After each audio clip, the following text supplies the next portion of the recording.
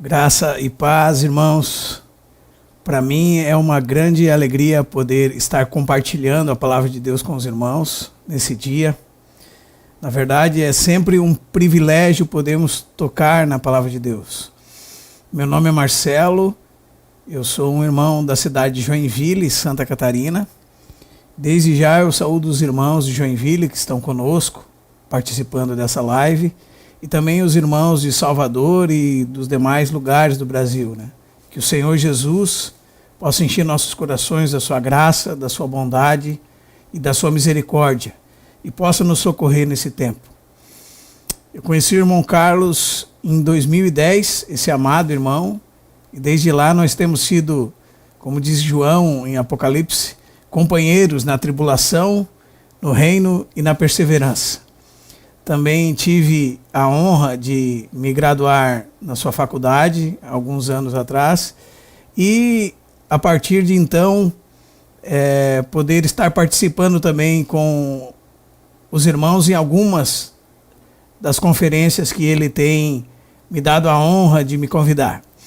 Irmãos, nós vamos falar um pouco hoje sobre os preparativos para o fim. E nós vamos ver como nós devemos estar preparados para os últimos dias.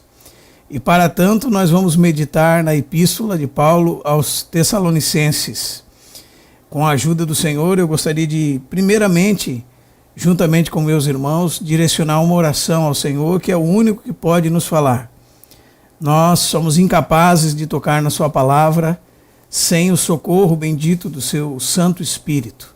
E é diante dele que nós nos curvamos nesse momento. Pai Santo, é no nome do precioso Filho teu, Senhor, o Senhor Jesus Cristo, que nós nos colocamos na tua presença, juntamente com os irmãos, para pedir teu socorro para o presente tempo. E, Senhor, para pedir a tua boa mão sobre nós nessa conferência que se inicia hoje. Ó Senhor, nós nos encomendamos à palavra da tua graça, que tem poder para nos edificar e nos dar herança aos que são santificados. Ajuda-nos, através da tua palavra, a entendermos qual que é a tua vontade para conosco, Senhor. Nós, os que temos alcançado o fim dos dias. Nós oramos, pedimos o socorro sobre a boca que fala, sobre os ouvidos que ouvem, sobre todos nós, para que, muito mais do que palavras, possamos ser tocados pelo Teu Espírito Santo e possamos alcançar o Espírito da palavra, Senhor, e possamos por ele ser verdadeiramente transformados. É a nossa oração no nome precioso do Teu Filho Jesus. Irmãos, vamos abrir a palavra de Deus na epístola de Paulo aos Tessalonicenses.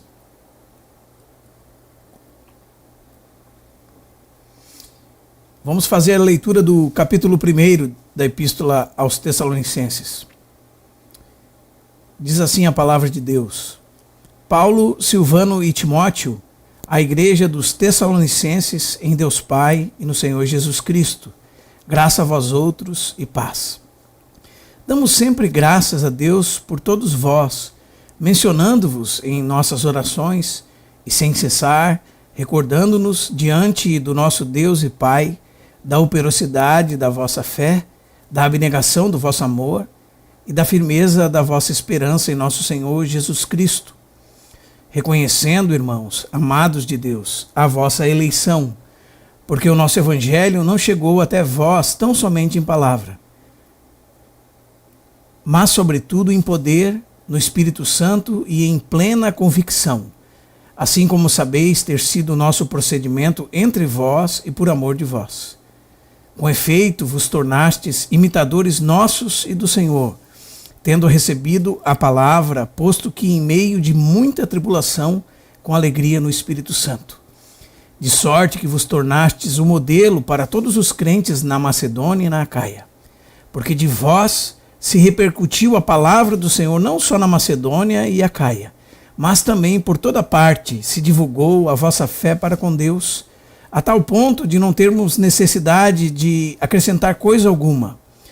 Pois eles mesmo no tocante a nós, proclamam que repercussão teve o nosso ingresso no vosso meio, e como deixando os ídolos, vos convertestes a Deus para servirdes o Deus vivo e verdadeiro, e para aguardardes do céu a seu Filho, a quem ele ressuscitou dentre os mortos, Jesus, que nos livra da ira vindoura. Irmãos, quando nós abrimos o livro de Atos, no capítulo 17, nós temos a fundação da igreja em Tessalônica. E nós vamos descobrir que essa igreja nasceu em meio a muitas lutas e perseguição. Nós temos a chegada de Paulo a esta principal cidade da Macedônia, que tinha cerca de 200 mil habitantes e era uma importantíssima rota comercial, tendo em si um porto e sendo uma cidade de status livre, uma cidade que tinha aquilo que chamavam de democracia, o governo do povo, né? E nós vamos ver isso um pouco mais adiante. Paulo, diz o texto de Atos, capítulo 17, verso 2, segundo o seu costume, foi procurá-los, diz o texto, e por 3 sábados arrazoou com eles acerca das Escrituras, expondo e demonstrando ter sido necessário que Cristo padecesse e ressurgisse dentre os mortos. E este, dizia ele, é o Cristo Jesus que eu vos anuncio. Aqui nós temos 4 palavras-chave, irmãos. Arrazoar, expor, demonstrar e anunciar. Depois de arrazoar com eles, isso significa conversar, dialogar por meio de perguntas e respostas durante 3 semanas, indo todos os sábados dessas 3 semanas na sinagoga deles. Diz o texto também que ele expunha para eles profundamente as Escrituras. Essa é a segunda palavra do nosso texto. Expor as Escrituras é tirar das Escrituras o que nelas contém.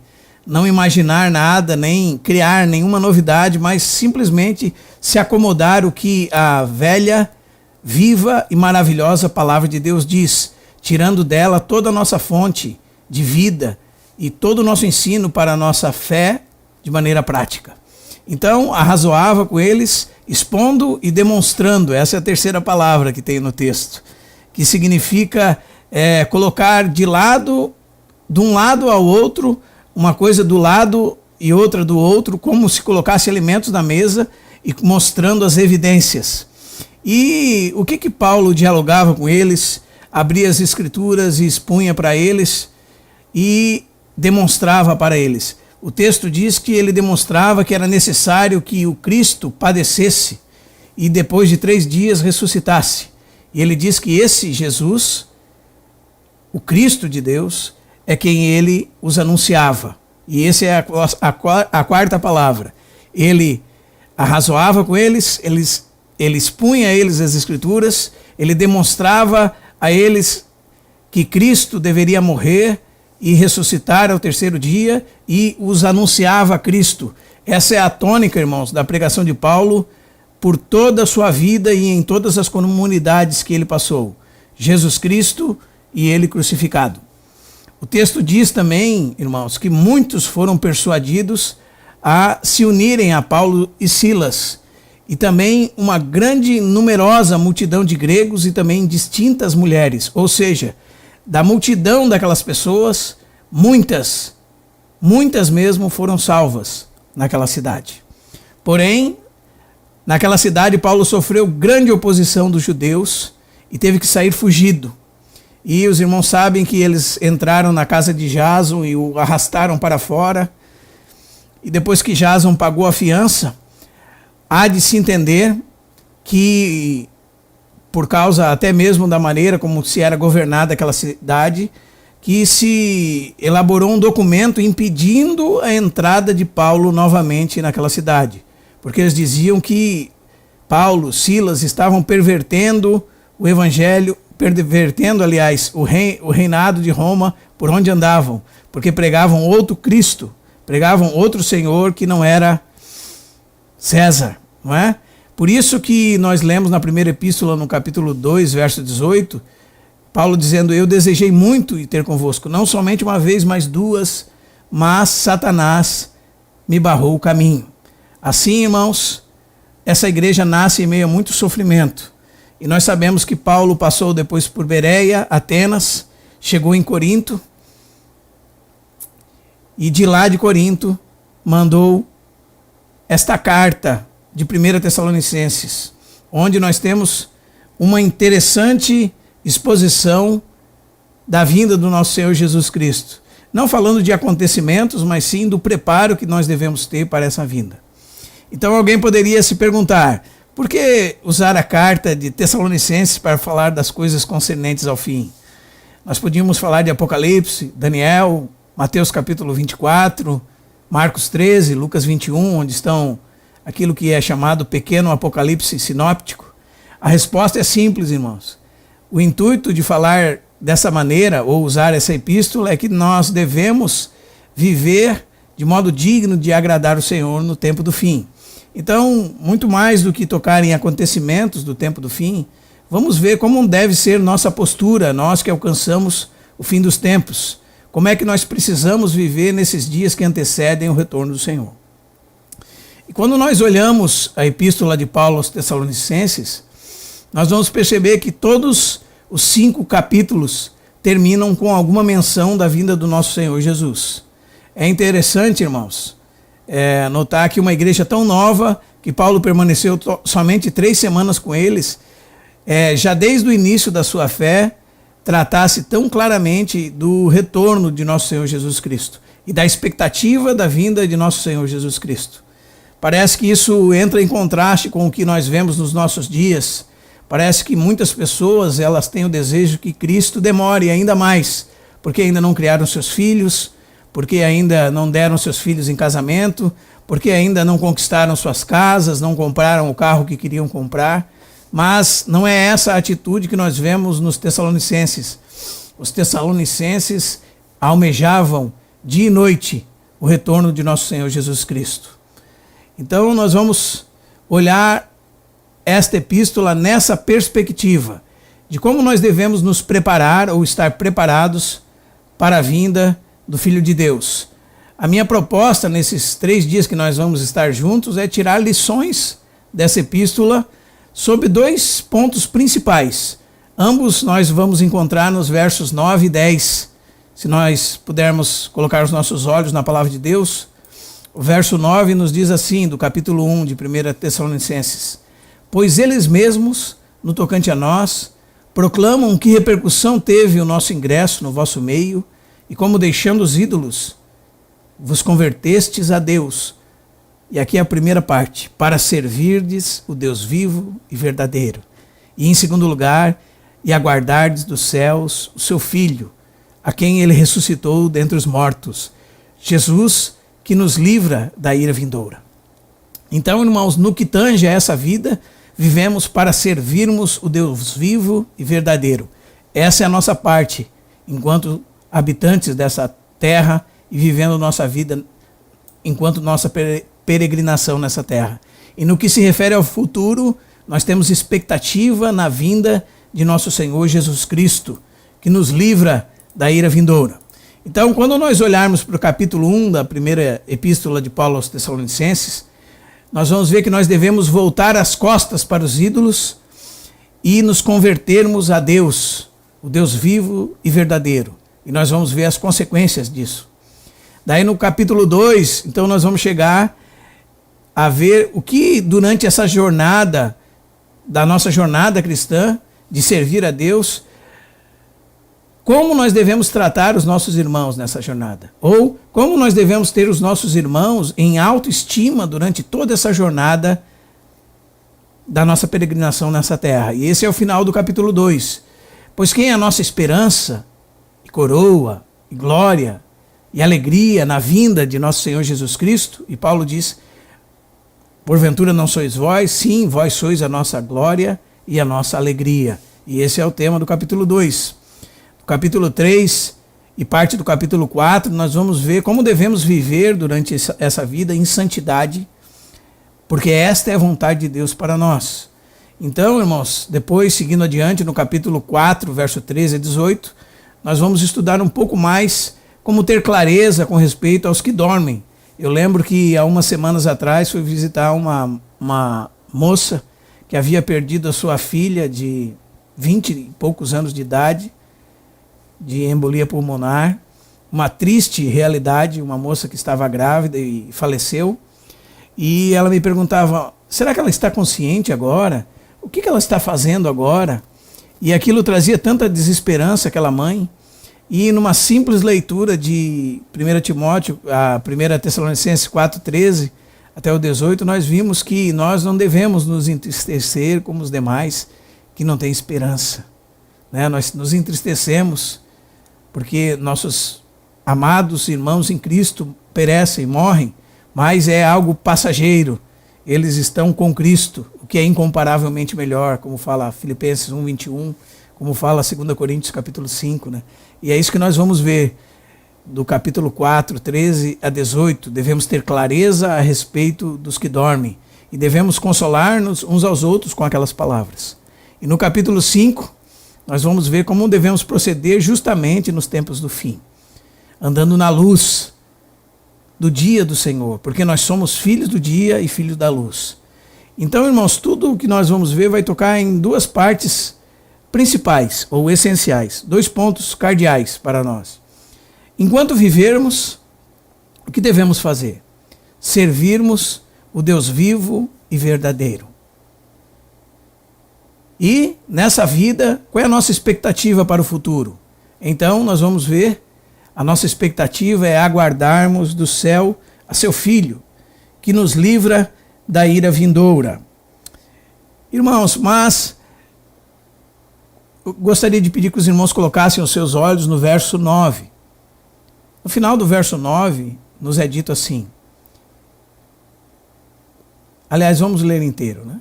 Pois eles mesmos, no tocante a vós, proclamam que repercussão teve o nosso ingresso no vosso meio, e como deixando os ídolos, vos convertestes a Deus, para servirdes o Deus vivo e verdadeiro. Note essa frase, deixando os ídolos, vos convertestes a Deus. Nós poderíamos dizer o seguinte, deixando os ídolos, dando as costas para os ídolos, vos convertestes a Deus. Mas o que são os ídolos? Os evangélicos contemporâneos têm muito a dizer sobre isso, né? Mas principalmente com respeito aos católicos, porque os ídolos para eles só são aquelas imagens de escultura que os católicos fazem e colocam nos seus templos. Mas a verdade, quando nós investigamos a palavra de Deus, nós vamos ver que a idolatria consiste não só no culto a falsos deuses, mas também no culto ao verdadeiro Deus através de imagens, como dizia J. Packer. E não pare por aí, irmão, porque essas imagens não são somente imagens físicas. Ele fala que também são imagens que você cria na sua mente, ou conceitos de Deus que você cria na sua mente. E são coisas que desonram a Deus. Idolatria é qualquer coisa que ocupa o lugar de Deus no seu coração, a qual você cultua, pela qual você gasta o seu tempo, pela qual você trabalha. Então, idolatria é tudo que você ama, nós poderíamos dizer assim. Como diz o Salmo 115, você se torna parecido, você se torna semelhante àquilo que adora. Por isso que Jesus disse, quando olhou para aquela figura de César na moeda, quando os fariseus e os escribas queriam pegá-lo, falando que ele não pagava imposto a César, ele olhou para a imagem e disse, de quem é essa efígie e inscrição? De quem é essa imagem e inscrição? E eles disseram de César. Dai a César o que é de César e a Deus o que é de Deus. E verdadeiramente o homem foi criado à imagem e semelhança de Deus para cultuar a Deus. Não somente para ter traços da personalidade de Deus em si, no sentido de que aquilo que Deus comunicou com o homem e que o faz semelhante a Deus, espelhando a Deus ou representando a Deus, mas também com esse desejo e essa capacidade de cultuar aquilo que transcende ao entendimento humano, aquilo que é transcendente. Nós sabemos que Deus é transcendente e nós adoramos a Deus, esse Deus transcendente em espírito e verdade. E quando nós nos voltamos para o Senhor, nós estamos voltando para os propósitos do Senhor. Nós estamos lançando nossa mente, nosso coração, nossa alma toda diante do Senhor e cultuando ao Senhor. Mas a pergunta é, irmãos, quando nós voltamos nossa mente, nossos corações, nossos propósitos para as coisas dessa vida, a quem nós estamos cultuando? Ou a quem nós estamos prestando culto? Quem é o nosso Deus? Né? Jesus disse assim, onde está o seu tesouro, ali está também o seu coração. Quem nós estamos cultuando? Nós estamos cultuando a Deus ou nós estamos cultuando aos ídolos? E os ídolos são muitas coisas. Por exemplo, Efésios capítulo 5 e Filipenses capítulo 3 fala que idolatria também é a avareza. Né? Ele diz a avareza que é idolatria. Ele diz mais a impudicícia e toda sorte de impureza ou cobiça, nem sequer se nomeia entre vós como convém a santos, nem conversação torpe, nem palavras vãs ou chocarrices, coisas essas inconvenientes. Pelo contrário, antes de tudo, ações de graça. Sabei, pois isso, nenhum incontinente, ou aquele que não se controla, ou impuro, ou avarento, que é idólatra, tem herança no reino de Cristo e de Deus. Então, irmãos, se converter dos ídolos a Deus é algo muito mais abrangente do que deixar de cultuar imagens feitas de pedra, feita de madeira, feita de barro ou de qualquer outro material. Mas desde nós termos no nosso coração algo que ocupa o lugar de Deus, tudo isso é idolatria. Então nossos filhos podem ser nossos ídolos, o dinheiro pode ser o nosso ídolo, os pastores podem ser os nossos ídolos, os padres, os grandes homens dessa terra, os cantores, né? Os ídolos gospel dos nossos dias, todos eles podem hoje ser os nossos ídolos, porque são eles que ocupam o nosso coração. Os nossos conceitos equivocados, as nossas imagens sobre quem Deus é, também pode ser idolatria. Nesse mesmo livro, Packer fala algumas razões pelas quais nós não devemos cultuar ídolos. Eles dizem que as imagens desonram a Deus e obscurecem sua glória. Isso está lá no livro O Conhecimento de Deus. Também ele diz que as imagens enganam os homens a projetar ideias falsas sobre Deus, ideias erradas, equivocadas a respeito de Deus, inadequadas, seja em imagens físicas ou em pensamentos. E ele entra nessa questão das imagens mentais. Porque muitas vezes, irmãos, nós pensamos em Deus como um grande matemático, ou nós pensamos em Deus como um grande psicólogo, ou um paizinho, né? Nós pensamos em Deus como alguém semelhante a nós, muitas vezes como um pai negligente com nossos filhos, como muitas vezes, infelizmente, nós somos. Nós adequamos Deus aos nossos preconceitos e ideias. E isso são imagens esculpidas em nossa mente. E muitas vezes acontece isso com o Senhor Jesus Cristo também. E os irmãos já vão entender onde eu quero chegar com isso. Porque a palavra de Deus diz que Ele é a imagem do Deus invisível, o primogênito de toda a criação. E Ele disse mesmo a Filipe, Filipe, há tanto tempo estou convosco e não me tendes conhecido, quem vê a mim vê o Pai. Como dizes, mostra-me o Pai. Jesus, irmãos, é a expressa imagem do Deus invisível. Jesus, como diz Hebreus, havendo Deus outrora falado muitas vezes e de muitas maneiras aos pais pelos profetas, nesses últimos dias falou pelo Filho, a quem constituiu o herdeiro de todas as coisas, pelo qual fez também o universo.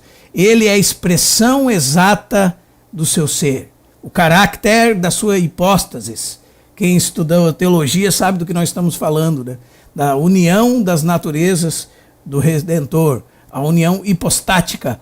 O Senhor Jesus é a expressa imagem de Deus. Quando nós olhamos para Jesus, Jesus revela o Pai. Ninguém pode ver o Filho senão o Pai, e ninguém pode ir ao Pai senão o Filho e a quem o Filho quiser revelar. Não é assim que diz Mateus capítulo 11? Antes de Jesus chamarmos e dizer assim, vinde a mim, vós que estáis cansados, sobrecarregados, e eu vos darei descanso. Tomai sobre vós o meu jugo e aprendei de mim, que sou manso e humilde de coração, e acharei descanso para as vossas almas. Jesus, antes de dizer essas palavras, disse assim: por aquele tempo exclamou Jesus: graças te dou, ó Pai, Senhor do céu e da terra, porque ocultastes estas coisas aos sábios e pequeninos, aos sábios e instruídos, e revelaste aos pequeninos. Sim, ó Pai, porque assim foi do teu agrado. Tudo me foi revelado por meu Pai, ou entregue por meu Pai. Ninguém conhece o Filho senão o Pai. E ninguém conhece o Pai senão o Filho, e a quem o Filho o quiser revelar. Então, irmãos, quando nós juntamos esses textos todos que estamos citando, nós vamos ver, irmãos, por que o texto diz assim: para nós servirmos o Deus vivo e verdadeiro e aguardarmos do céu o seu Filho, a quem ele ressuscitou dentre os mortos. Essa palavra servirdes, ela vem daquela raiz da palavra escravo, né? Aquele que perdeu todos os seus direitos e sua vontade para se submeter à vontade do seu Senhor. É através do Filho de Deus que nós podemos ser livres. Irmãos, infelizmente, nós descobrimos depois que nos convertemos, que ainda temos muitos problemas com o pecado, né? Um cristão se converte hoje e a primeira impressão que ele tem: bom, eu sou uma nova criatura em Cristo e não tenho mais nenhuma dificuldade, graças a Deus, Deus me perdoou de todos os pecados, isso é verdade. Mas ele ainda não descobriu que há um problema muito sério com ele, a sua natureza caída que permanece nele até que Cristo venha, né? Por isso que nós precisamos da salvação completa de Deus. Nós precisamos da salvação no tempo passado, no presente e no futuro. Deus nos salvou, está nos salvando e nos salvará no futuro, né? Também chamado de a salvação do Espírito, né? A santificação e também a redenção do nosso corpo na ocasião da segunda vinda de nosso Senhor Jesus Cristo. Por que você está dizendo tudo isso, irmão? Bom, pelo simples fato de que, se nós verdadeiramente queremos imitar os Tessalonicenses em deixar os ídolos e nos convertermos a Deus para servirmos o Deus vivo e verdadeiro, então, irmãos, nós vamos precisar fazer uma investigação clara na nossa vida. Vamos precisar fazer uma investigação à luz da palavra de Deus no nosso coração. Nós vamos ter que investigar todos os nossos conceitos no que concerne o que a Bíblia diz. Como é que você cultua a Deus? Como é que você adora a Deus? Como é que você ora a Deus? Como é que você se reúne com seus irmãos? O que a Bíblia fala sobre Deus? Quais são as características de Deus? Onde nós podemos encontrar essas características? Deus falou conosco? Se Deus falou conosco, onde estão contidas todas as palavras que Deus disse e que foram reveladas a nós, senão nas Sagradas Escrituras? Então, qual é a maneira que nós podemos glorificar a Deus e gozá-lo para sempre? Qual é a maneira pela qual nós podemos participar dessa realidade e expressar a Deus, voltando a demonstrar a imagem de Deus impressa em nós? Como é que nós podemos fazer isso, irmãos? Como é que nós podemos fazer isso? A resposta é guardando o nosso coração na palavra de Deus, meditando na palavra de Deus, voltando-nos dos nossos conceitos para a palavra de Deus.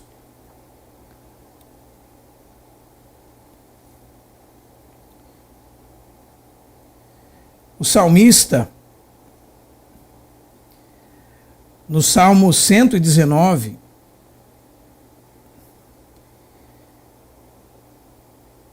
diz o seguinte, os irmãos podem abrir no Salmo 119.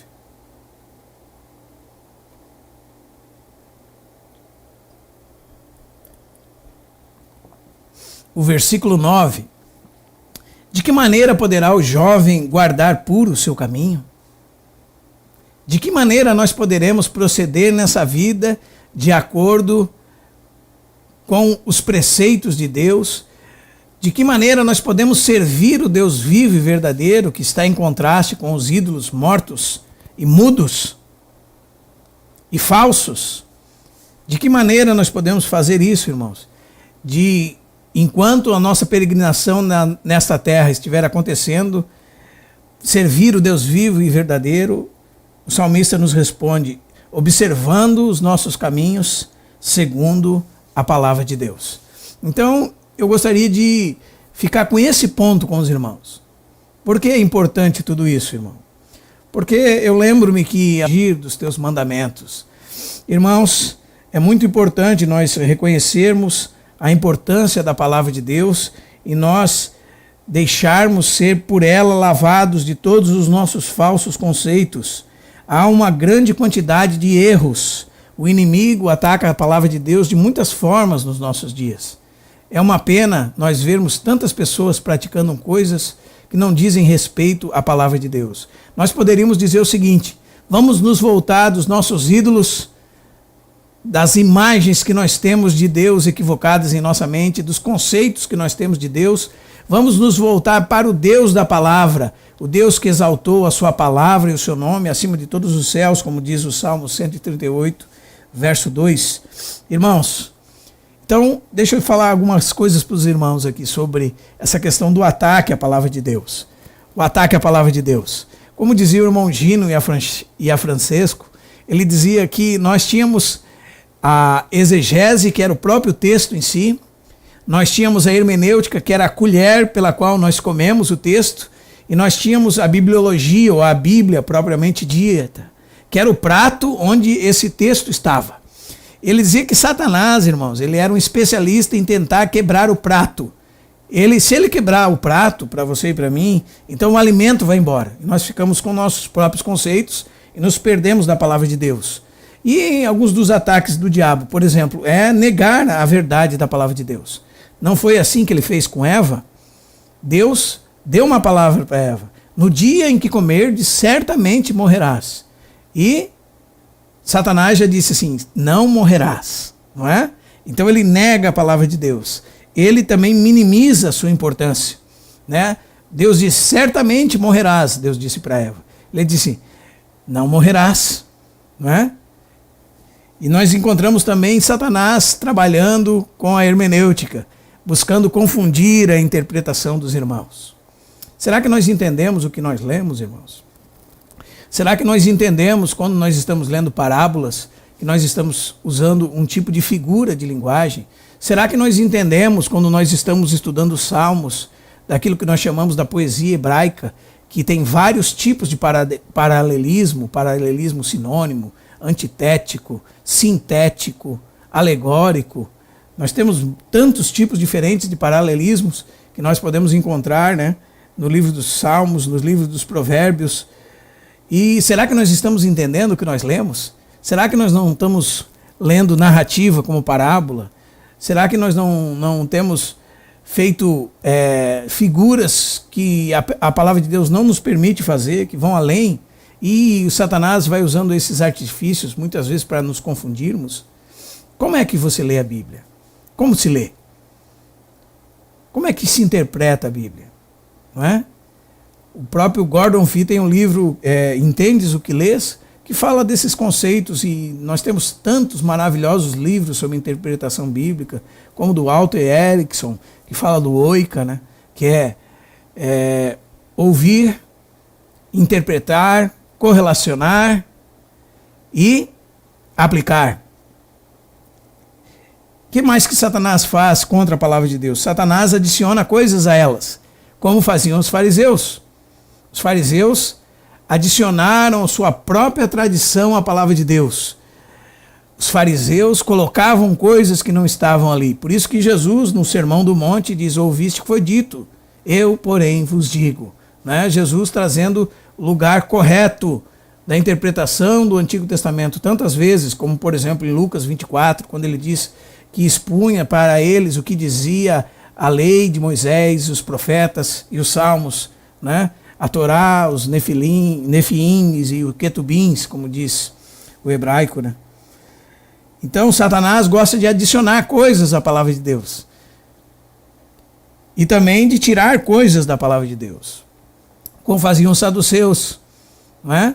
Jesus os repreendeu em Mateus capítulo 22, quando eles vieram discorrer com Jesus sobre aquela lei da suscitação de descendência, porque não criam na ressurreição, não criam em anjo, não criam em espírito, não criam em nada. E Jesus disse para eles o que? Errais, não conhecendo as Escrituras, nem o poder de Deus. Eles eram como os teólogos liberais dos nossos dias. Esses sim, irmãos, nós temos que tomar cuidado, porque eles estão em busca de demitificar a Bíblia, ou tirar aquilo que eles chamam de mitos da Bíblia, todo o sobrenatural, toda a questão relacionada a espírito, o nascimento virginal, a ressurreição do Senhor. Alguns dizem que o Senhor ressuscitou somente para a proclamação, mas não de fato ele ressuscitou. E a nossa fé é uma fé de milagres. Nós cremos que ele nasceu de uma virgem, que ele morreu na cruz do Calvário e ressuscitou ao terceiro dia dentre os mortos, com o corpo que foi colocado no sepulcro, um corpo transformado. Não é verdade? Quando aquele anjo lançou longe a pedra. Então nós cremos em milagres, mas Satanás tem usado os liberais para tirar coisas da Bíblia, porque ele deseja atacar a Bíblia. Mas como é que você e eu vemos a Bíblia, irmãos? Será que nós estamos dando atenção devida à palavra de Deus, dando a atenção que ela merece? Aquilo que precisamos verdadeiramente é nos voltarmos e nos submetermos a Deus e a sua palavra. Deus está falando conosco hoje através da sua palavra. John Piper dizia: se você quiser ouvir a voz de Deus, leia a sua Bíblia em voz alta. Então você vai estar ouvindo a voz de Deus. Nossa responsabilidade é aprender a Escritura. A responsabilidade daqueles que pregam é, como Paulo, no capítulo 17 de Atos, expor as Escrituras. A nossa responsabilidade, irmãos, é conformarmos a nossa mentalidade secularizada, caída, com a palavra de Deus. Como diz Romanos capítulo 12, não é? Não vos conformeis com este século, mas transformai-vos pela renovação da vossa mente, para que experimenteis qual seja a boa, agradável e perfeita vontade de Deus. Nós queremos saber a vontade de Deus. Onde nós podemos achar a vontade de Deus para as nossas vidas? Na palavra do Senhor. A palavra do Senhor é toda suficiente, infalível, inerrante. Se somos obreiros de Deus, se servimos a Deus, nós que servimos a Deus, se há irmãos que servem a Deus, deve começar conosco. Nós devemos nos voltar dos ídolos para servirmos o Deus vivo e verdadeiro. Para servirmos o Deus vivo e verdadeiro e aguardarmos do céu o seu Filho, que ressuscitou dentre os mortos. Jesus, que nos livra da ira vindoura. Então, irmãos, qual é o nosso trabalho? Nosso trabalho é conhecer a Deus. A vida eterna é essa, que te conheçam a ti, o Deus vivo e verdadeiro, e a teu Filho a quem tu enviaste. Então nós pensávamos que a vida eterna era somente morar no céu para todo sempre.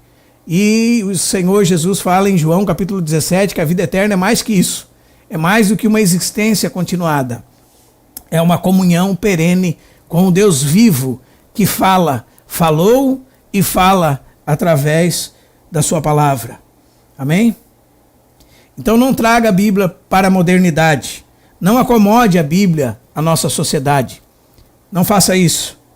Você deve conhecer o significado verdadeiro da Escritura, como os primeiros cristãos que ouviram entenderam, como Deus quis falar nas Escrituras. Esse é o nosso trabalho, irmãos. Se nós somos obreiros, 2 Timóteo 2,15 diz: procura apresentar-te a Deus aprovado como obreiro, que não tem do que se envergonhar e maneja bem a palavra da verdade. Então, como é que nós vamos nos preparar para o tempo do fim?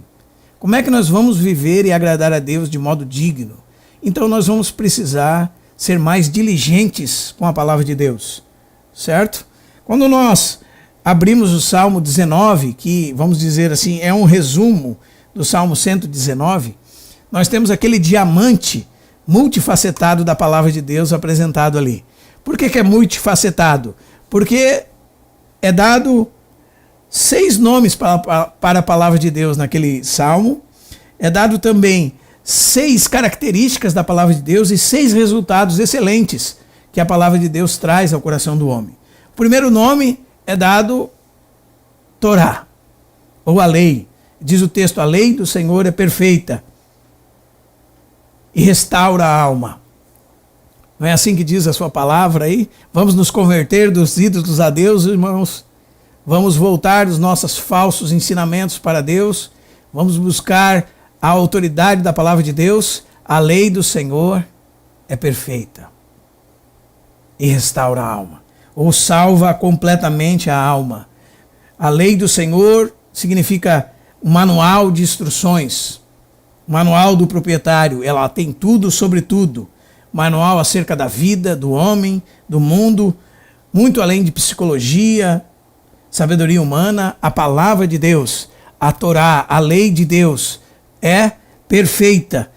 E a ideia de perfeita, quando você vai pesquisar, você roda e você descobre que significa completa, total, plena, que cobre tudo. Ela cobre todo o conselho de Deus. Não é assim que nós lemos, por exemplo, em 2 Timóteo, capítulo 3, verso 16, 17. Toda a escritura é inspirada por Deus, apta para o ensino, para a repreensão, para a correção, para a educação na justiça, a fim de que todo homem seja perfeito e perfeitamente habilitado para toda boa obra. Ensino, repreensão, ou seja, você advertir alguém que está fora do rumo. Correção é você tomar ele através da palavra de Deus e trazê-lo para o rumo. Educação na justiça, conhecendo o caminho da justiça e sendo preparado, perfeitamente habilitado para toda boa obra. A lei do Senhor é perfeita e restaura a alma. Restaura, transforma a alma, refrigera a alma, transforma totalmente a alma humana. A lei do Senhor é um manual completo para transformar a pessoa totalmente. Ela é capaz de salvar totalmente a nós. Por quê, irmãos? Porque é o poder de Deus para a salvação de todo aquele que crê, primeiro do judeu e também do grego. E é o mesmo evangelho que nós continuamos a anunciar e crescer cada dia mais. A mesma fé que de uma vez por todas foi dada aos santos. Ela é toda suficiente. Amém? A segunda característica que o salmista nos diz é que o testemunho do Senhor é fiel e dá sabedoria aos simples. Testemunho é aquilo que Deus quis dizer a respeito de alguma coisa. Como foi fundado o mundo? Deus tem a resposta. O que é o homem? Deus tem a resposta. Qual o propósito da vida humana? Deus tem a resposta. Qual é o padrão de moralidade para a raça humana, para toda a sociedade? Deus tem a resposta. Qual é o fim de todos os homens? Deus tem a resposta. Deus tem a resposta na sua palavra. A sua palavra é aquilo que ele disse a respeito de todas as coisas. Capítulo 5 diz assim: se admitimos o testemunho dos homens, o testemunho de Deus é maior. Amém? Há um testemunho de Deus que é dado nas Escrituras. As Escrituras são aquilo que Deus disse sobre todas as coisas. E as Escrituras são fidedignas. O testemunho do Senhor é fiel, fidedigno, irremovível. Nós podemos confiar, é palavra segura da parte de Deus. Ah, irmão, será que vai acontecer o que Deus disse que vai acontecer? Vai. Ele é fiel para cumprir. A sua palavra não volta para si vazia, mas prospera naquilo que foi enviada. Amém? E ela dá sabedoria aos simples. As pessoas têm dificuldade com a palavra simples.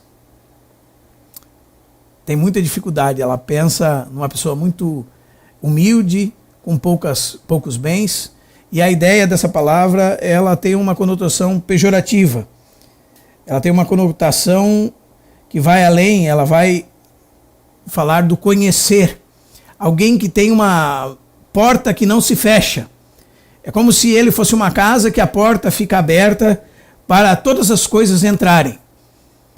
E quando diz que o testemunho do Senhor é fiel e dá sabedoria aos simples, significa que agora esse que não tinha muitos critérios começou a colocar a porta dos critérios na sua vida.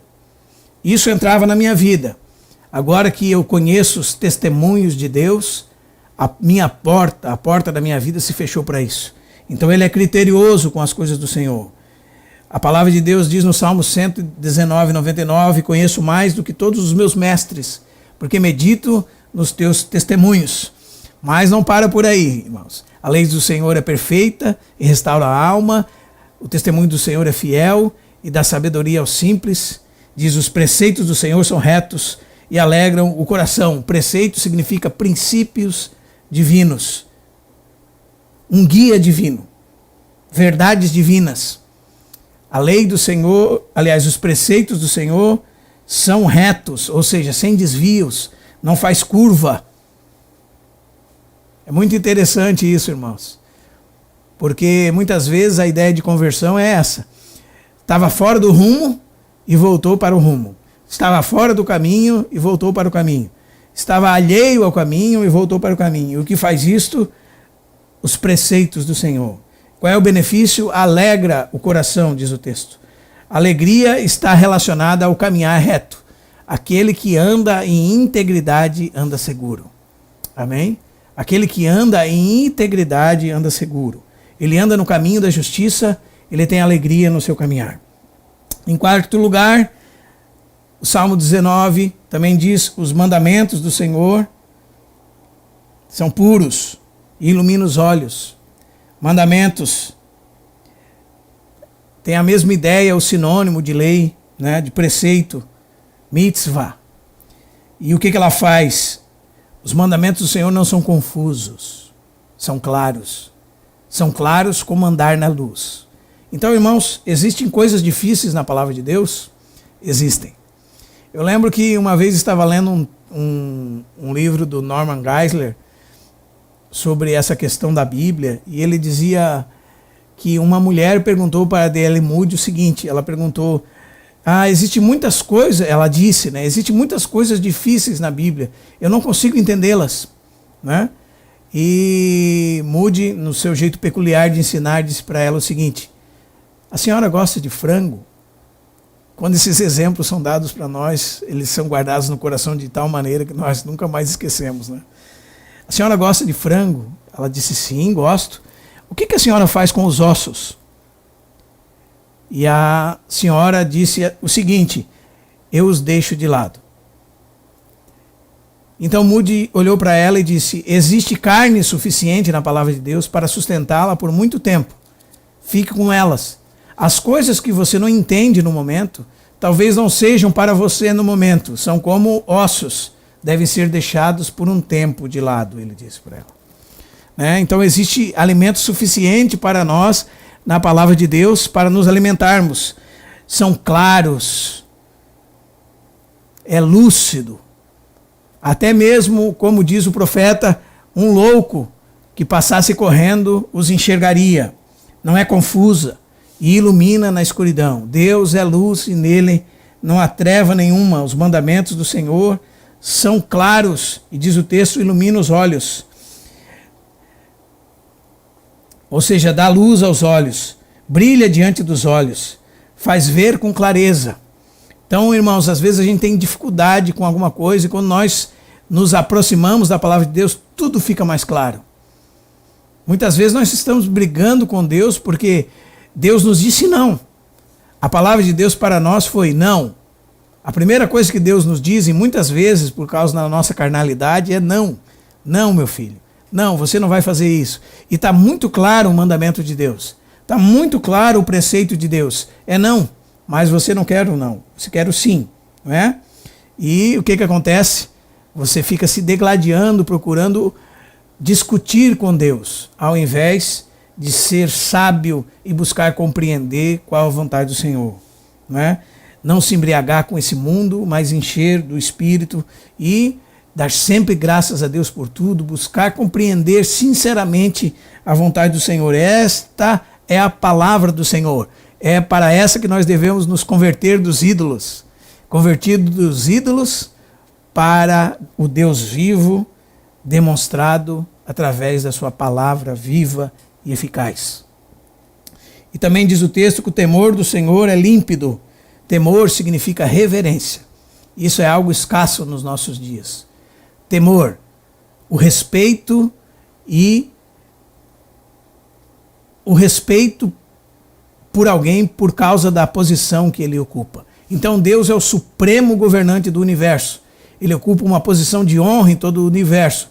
Como é temer a Deus? Temer a Deus é esse medo santo, essa reverência santa à presença de Deus pelo lugar de santidade que ele ocupa. E diz: o temor do Senhor é limpo, livre de erros, livre de discordância, ausente de impureza.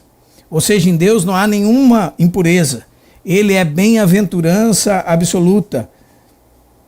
Quer dizer que não está manchado com pecado, não tem maldade, não tem corrupção, está livre de erros. Então, irmãos, quando nós vamos adorar a Deus e servir a Deus, devemos servir em temor e tremor. Como diz Filipenses 2,12. Assim, pois, amados meus, desenvolvei a vossa salvação com temor. Então tá, paramos em Filipenses 2,12, não é? Assim, pois, amados meus, desenvolvei a vossa salvação com temor e tremor. Então, o que é temer a Deus, irmãos? O que é esse medo santo que devemos ter para com Deus? Esse respeito, essa reverência diante de Deus? É reconhecer a posição que Deus tem, a posição que Deus está, a posição que nós estamos e render-lhe um culto devido com santidade, com pureza diante dele. É realmente nos portarmos com dignidade na presença de Deus. Isso é temer a Deus e é o princípio para seguirmos uma vida sábia, para crescermos na graça e no conhecimento de Jesus Cristo. E, irmãos, o temor do Senhor é límpido e permanece para sempre. Que maravilha, irmãos. Será que agora nós devemos cultuar a Deus de outra maneira, irmãos? Como é que nós devemos cultuar a Deus hoje? Nós devemos cultuar a Deus à maneira de Deus. Como sempre foi e como sempre será a maneira de Deus. Isso é um estudo para nós nos ocuparmos muito. Amém? E em sexto lugar, os juízos de Deus são verdadeiros e todos igualmente justos. Os vereditos de Deus. Então veja o que você encontra na palavra de Deus, irmãos. Você encontra instruções para a vida. Você encontra testemunhos da parte de Deus sobre as coisas. Você encontra preceitos, princípios divinos. Você encontra mandamentos. Você encontra o temor de Deus. Você encontra os juízos de Deus. Nós encontramos as sentenças de Deus, os vereditos de Deus sobre todas as coisas na palavra de Deus. Então, se os juízos de Deus são verdadeiros, nós devemos amar os juízos de Deus. Se os juízos de Deus são justos, nós não devemos questionar os juízos de Deus. Quando nós vemos alguém sob a mão de Deus por algum motivo, nós não devemos levantar questões contra Deus. Os homens sempre questionam os juízos de Deus, as coisas que eles não são capazes de prescrutar. A palavra final apostólica tem a ver com a verdade, amar a verdade escrita e a verdade encarnada. É isso que nós fazemos. Então, irmãos, aí nós seguimos no Salmo e o que nós vamos ver? Mais valor do que qualquer outra coisa, e é isso que vale para você e para mim, irmãos. Senão nós devemos nos converter da situação que nós temos para Deus. A palavra de Deus vale mais que o ouro para você, irmão. Uma grama de ouro hoje vale R$320 atualmente. Uma grama de ouro. Isso significa que 1.000 gramas de ouro vale R$320 mil. Não é isso? A palavra de Deus vale mais que isso para você. A palavra de Deus, o deleitar-se com Deus, vale mais para você do que ganhar dinheiro. A palavra de Deus é doce para você, traz prazer para você mais do que o saboroso doce que você gosta, do que o chocolate, do que o picolé que você saboreia no verão. Ela é mais saborosa para você que isso. A palavra de Deus é para nós fonte de proteção, para nós, os servos de Deus. Nós sabemos, irmãos, que guardar a palavra de Deus há grande recompensa. Nós temos acolhido com mansidão a palavra de Deus nos nossos corações. Essa palavra que é apta para salvar as nossas almas. Será que nós temos verdadeiramente nos voltado dos ídolos para servirmos o Deus vivo e sua palavra? Essa é uma coisa muito importante. Talvez de todas as outras, essa é a primeira. Porque se nós vamos falar do Apocalipse, sem nós darmos a credibilidade devida a Deus, sem nós conhecermos a personalidade de Deus, como descrita na sua palavra, com todos os seus atributos, e como a Bíblia diz que ela deve ser lida, não é? Com temor e temor diante de Deus, reconhecendo que nós estamos num contato precioso com o nosso Mestre. Será que nós temos feito isso da nossa vida, irmãos? Vamos ver o tempo que nós nos ocupamos com a palavra de Deus. Essa semana eu estava ouvindo um áudio do irmão Christian Shane, e ele contava do irmão Campbell Morgan, que é conhecido como o príncipe dos expositores da Bíblia. E quando ele falava do Campbell Morgan, ele lembrava-se que o irmão Campbell Morgan, que era um pastor da capela de Westminster, e que o seu pastor auxiliar era o reverendo Lloyd Jones, Martin Lloyd Jones, que também é considerado um grande expositor da Bíblia. Lloyd Jones era o pastor auxiliar de Campbell Morgan, né?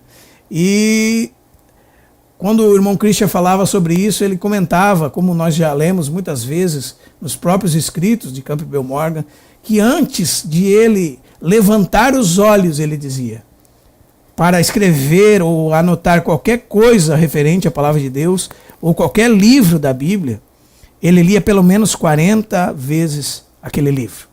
Então, se ele fosse estudar Tessalonicenses, como nós estamos falando aqui, ele leria pelo menos 40 vezes Tessalonicenses antes de começar a anotar qualquer coisa. Veja, irmão, irmã, como a palavra de Deus ela requer nossa atenção, como a palavra de Deus requer nosso escrutínio, como a palavra de Deus requer dedicação. Considera, como Paulo disse a Timóteo, o que acabo de dizer, porque o Senhor te dará clareza sobre todas as coisas. Aqui você tem duas partes. Considera atentamente, diligentemente, pesquisa, corre atrás, estuda, lê, dedica tempo. E então, em oração, em dedicação diante do Senhor, em temor diante do Senhor, reconhecendo a natureza inspirada, inerrante, infalível, toda suficiente da palavra de Deus, então o Senhor te dará clareza sobre todas as coisas. A palavra de Deus, irmãos, também nos leva ao arrependimento. Ela faz um escrutínio profundo à alma humana, nos livra da soberba, que é um dos maiores pecados. Aliás, é o pecado que se achou no coração de Lúcifer, o orgulho, a soberba, e o que o pôs por terra, e ela é resposta a todas as coisas para o nosso coração.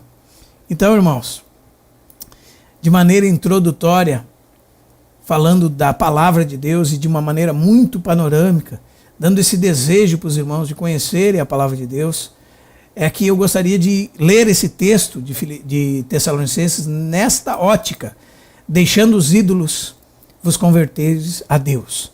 Se converter a Deus, irmãos, não é o Deus da sua imaginação, não é o Deus que alguém que estava equivocado lhe contou, não é o Deus de determinada denominação A ou B, ou não é o Deus daquela linha teológica ou da outra linha teológica, é o Deus conforme o relato preciso dado pelas Escrituras, sem nenhuma mácula no nome de Deus, sem atribuir a Deus nenhum defeito, nenhuma falta, sem esquecer de nada no que se refere a Deus. É esse Deus, conforme o relato das Escrituras, que nós devemos nos converter.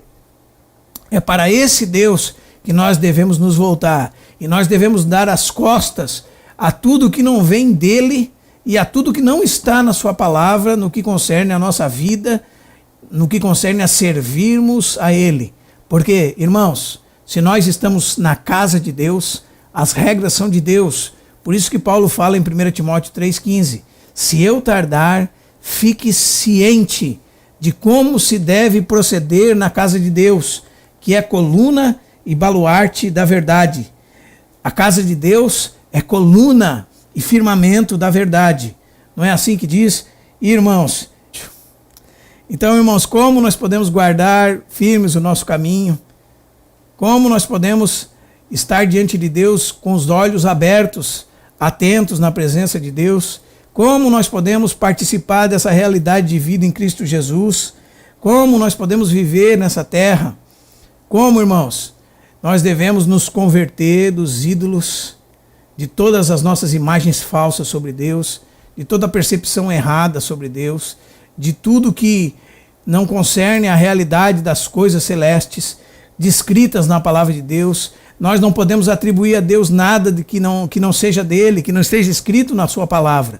E nós não podemos fazer nem praticar nada que está fora da palavra de Deus. Muitas vezes nós vamos precisar falar para os nossos amados irmãos, queridos irmãos, irmão, eu não posso compactuar contigo em tal ou tal coisa, porque isso fere a palavra de Deus. Isso que você está querendo que eu pratique com você, que você chama de fé, não é fé, porque não está de acordo com a Escritura Sagrada, não está de acordo com a palavra de Deus. Irmãos, como nós podemos, então, estar firmes para os últimos dias? Como nós podemos permanecer firmes diante de Deus? Permanecer firmes em toda a jornada da nossa fé. A palavra de Deus diz em 2 de Pedro 1,19 assim: temos assim tanto mais confirmada a palavra profética. Então nós temos muitos títulos para a palavra de Deus: a palavra da vida, a palavra da evangelização, a palavra viva e tantas outras. Aqui chamada de palavra profética. E fazeis bem em atendê-la, como uma candeia que brilha em lugar tenebroso, até que a estrela da alva nasça em vosso coração. Amém? Nós devemos colocar a nossa confiança toda no nosso Senhor Jesus Cristo, conforme descrito nas páginas da sua santa palavra. Essa é a minha palavra para todos nós hoje, irmãos. E se nós vamos olhar, se nós verdadeiramente vamos olhar para a palavra de Deus, nós temos que olhar com essa ótica. Nós temos que nos converter dos ídolos, das imagens equivocadas que nós fazemos de Deus, e também dos ídolos do nosso coração, da avareza, da cobiça, não é? Dos ídolos de carne. Muitos não têm ídolos de madeira, de pedra, mas têm de carne. E nós voltarmos para dependermos inteiramente de Deus, o Deus vivo e verdadeiro, e termos um conceito claro dele, transformarmos o nosso entendimento conforme a palavra de Deus e nos submetermos à palavra de Deus, para que por ela sejamos lavados por meio da lavagem de água pela palavra. É assim que o Senhor apresentará a si mesmo igreja gloriosa, sem mácula, nem ruga, nem coisa semelhante, porém santa e sem defeito. Amém, meus irmãos? Quando nós lemos Tessalonicenses, irmãos, nós vamos perceber que esses homens que receberam a palavra, em meio a muita tribulação, angústia, mas alegria no Espírito Santo, deles repercutiu a palavra do Senhor. Eles se tornaram um modelo para todos os crentes, tanto na Macedônia, como na Acaia, como em todo o mundo. Se repercutiu a palavra do Senhor. Aquilo que aconteceu com eles se espalhou por todo o mundo. Que seja assim conosco também, no nome precioso do teu Filho, Senhor Jesus. Vamos orar, irmãos. Pai Santo, eu agradeço, Senhor, pela oportunidade que nós temos de estarmos juntos. Eu agradeço porque o Senhor nos sustentou até aqui, nos deu vida, Senhor, para podermos estar juntos esta noite. E o Senhor mesmo, Senhor, ministre aos corações de todos nós essa palavra, e que nós possamos lembrar dela, possamos meditar nela, possamos revisá-la, Senhor, e que possamos dar continuidade amanhã nessa bendita e preciosa palavra, e que ela possa nos lavar, Senhor, ela possa limpar os meus irmãos em todos os lugares que têm estado ouvindo a tua palavra, Senhor, e que possamos juntos nos submeter a ti. Senhor, que o teu Filho alcance o lugar de proeminência no meio de todo o teu povo, Senhor. É a nossa oração, em nome do teu Filho Jesus. Amém.